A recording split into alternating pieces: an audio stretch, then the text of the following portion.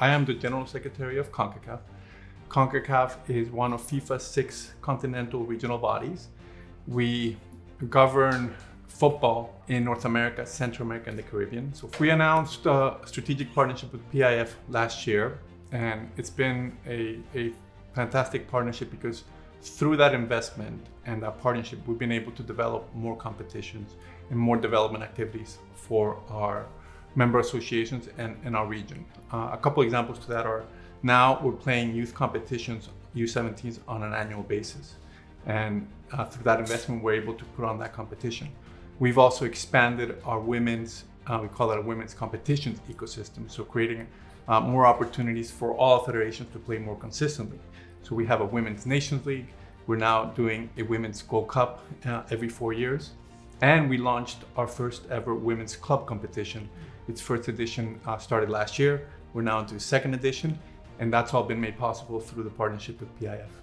What has made PIF an ideal partner for Concacaf?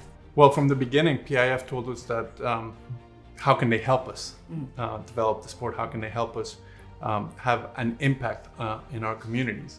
And it wasn't, here are the assets and you can pick and choose, but rather, what can we develop together? And beyond what we're already doing and what they've helped us achieve is ideating on what else can we together do to really take opportunities to the next level, whether it's bringing kids into the sport or whether it's giving athletes opportunities beyond the sport. So we're ideating, and there's more news to come in the future as part of that initiative.